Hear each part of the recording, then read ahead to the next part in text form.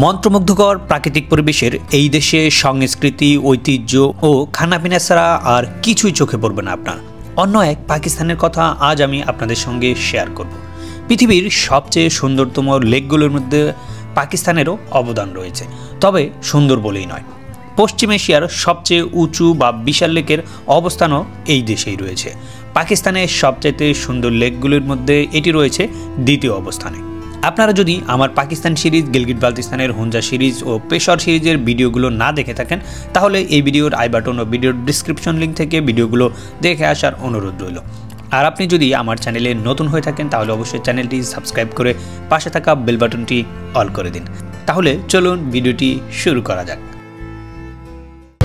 আসসালামু আলাইকুম প্রিয় ভিউয়ার্স, আমি স্কারদু পৌঁছানোর 3 দিন পর আজকে রুম থেকে বের হলাম স্কারদু ভ্রমণের উদ্দেশ্যে। আর এর একটাই রিজন, সেটা হচ্ছে আমি প্রচণ্ড ঠান্ডা, জ্বর, সর্দিতে ভুগতেছিলাম।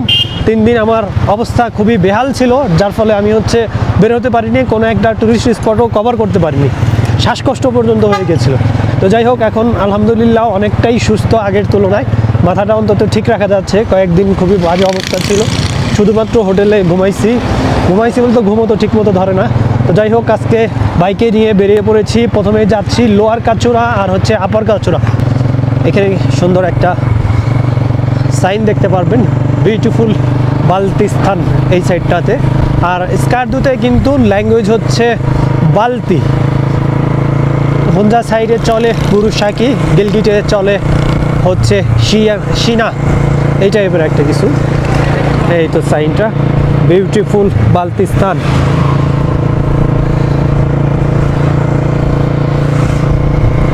চতুর্দিকে স্কারদু বাজার এরিয়া থেকে শুরু করে, আমি এখন রয়েছি কলেজ রোড এরিয়াতে। চতুর্দিকেই হচ্ছে মাউন্টেন, একদম পুরো মাউন্টেনে ঘিরে রেখেছে।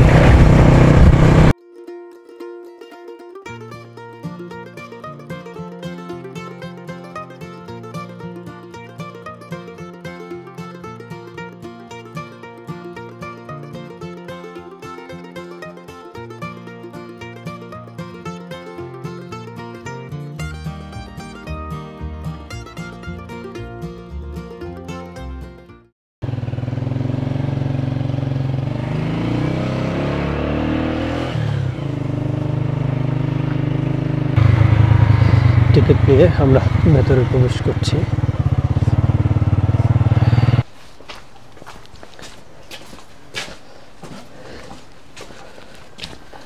Shangri-La entry point. আমরা প্রথমেই টিকিট কাউন্টার থেকে টিকিট নিয়েছি। যারা গিলগিত বালতিস্তানের লোকাল, তাদের জন্য 500 রুপি। আর যারা পাকিস্তানের রেসিডেন্স আদার্স সাইটের, তাদের জন্য 1000 রুপি।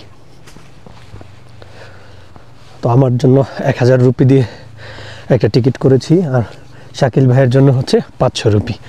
তো শাকিল ভাই লোকাল কিনা এটা জানার জন্য তার কাছে আইডি কার্ড পর্যন্ত চেয়েছে।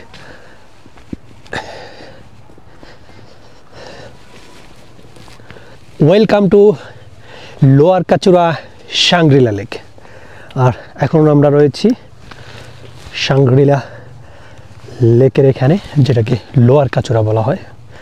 বিউটিফুল বিউটিফুল, ও কি অপরূপ সৃষ্টি রে, কি অপরূপ সৃষ্টি, কি বানায়, ও দারুণ কিছু জায়গা।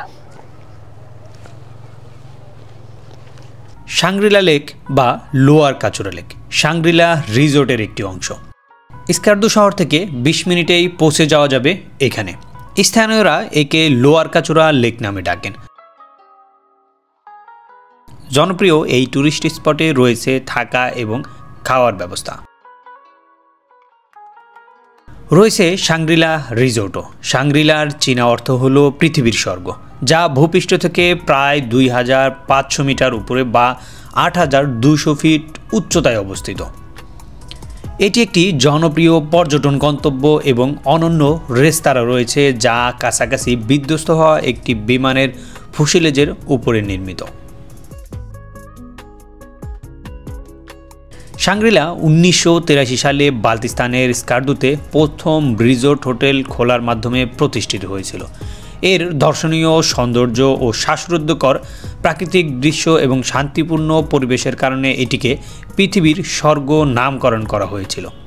শাংগ্রিলা রিসোর্ট উত্তর স্কাউটের প্রথম কমান্ডার হিল্টনের শাংগ্রিলা থেকে অনুপ্রাণিত হয়ে ব্রিগেডিয়ার অবসরপ্রাপ্ত মোহাম্মদ আসলাম খান কাচুরা লেকের পাশে শাংগ্রিলা নামে একটি স্পেলবাইন্ডিং রিসোর্ট তৈরি করেছিলেন। হিমালয় পর্বতমালার সুউচ্চ পর্বতমালার মাঝে অসংখ্য ফলের গাছে ঘেরা লাল কুঁড়েঘরের সৌন্দর্য মিস করা যায় না। তীরে নির্মিত প্রতিটি কক্ষ লোয়ার কাচুরা লেকের একটি দুর্দান্ত দৃশ্য দেখায়। কি এক অপরূপ প্রকৃতি এখানে।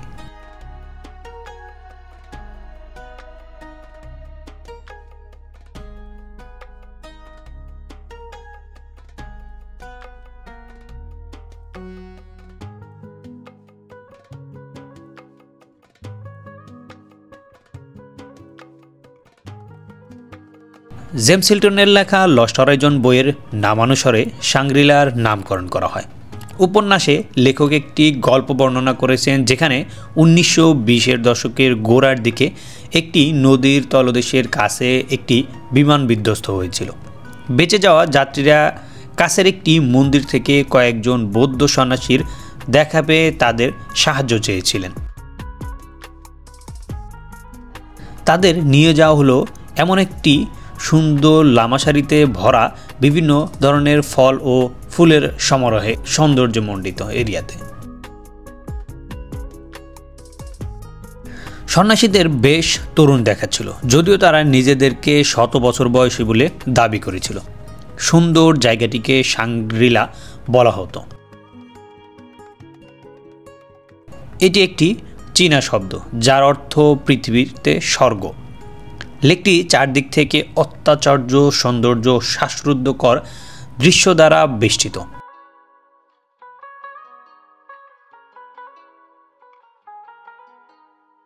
স্কারদু শহরের ব্যস্ত জীবন থেকে দূরে দর্শনার্থীদের একটি শান্তিপূর্ণ পরিবেশ প্রদান করে থাকে। লাল প্যাগোডা শৈলীর কুঁড়েঘরগুলি ধূসর পাহাড়ের সাথে পটভূমিতে একটি বিপরীত দৃশ্য প্রদান করে এবং চারপাশের সবুজতা জায়গাটির দৃশ্য সৌন্দর্যকে বাড়িয়ে তোলে কয়েক গুণ।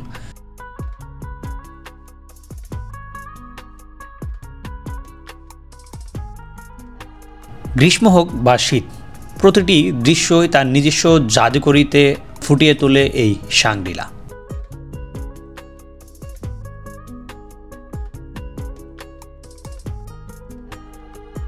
শাংগ্রিলা রিসোর্টে থাকা অতিথিরা প্রাকৃতিক স্প্রিং ওয়াটার লেকে বোটিং করার মতো বিভিন্ন অ্যাক্টিভিটিস করতে পারেন বা রিসোর্টের নিজস্ব মিনি চিড়িয়াখানায় বন্য পাখির একটি বহিরাগত সংগ্রহেরও আভাস পেতে পারেন।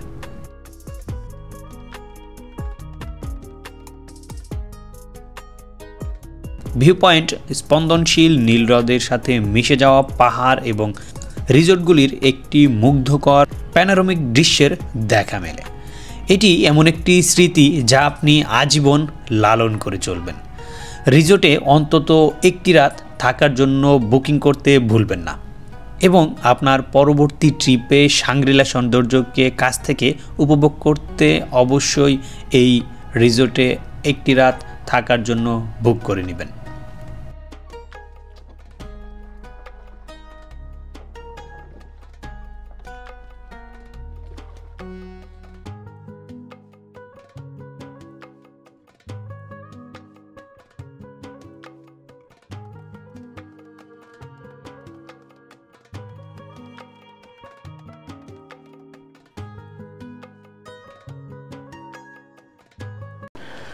লোয়ার কাচুরা লেকের ভিউ পয়েন্টে এখান থেকে পুরো লোয়ার কাচুরা লেকের ভিউটা পাওয়া যায়। ভিউ পয়েন্ট প্লাস হচ্ছে কফি শপ, বাট কফি শপটা অফ আছে। স্কারদু ভ্রমণের তৃতীয় পর্ব এখানেই শেষ করছি। ভিডিওটি যদি আপনার ভালো লেগে থাকে তাহলে অবশ্যই একটি লাইক করে দেবেন এবং কোনো প্রশ্ন থাকলে কমেন্ট করে যাবেন। সেই সাথে বন্ধুদের সাথে ভিডিওটি শেয়ার করার অনুরোধ রইল। আপনি যদি এখনও আমার চ্যানেলটি সাবস্ক্রাইব না করে থাকেন অবশ্যই চ্যানেলটি সাবস্ক্রাইব করে পাশে থাকা বেল বাটনটি অল করে দিন। দেখা হবে স্কারদু ভ্রমণের পরবর্তী ব্লগে। সে পর্যন্ত সবাই ভালো থাকুন, সুস্থ থাকুন। আল্লাহ হাফেজ।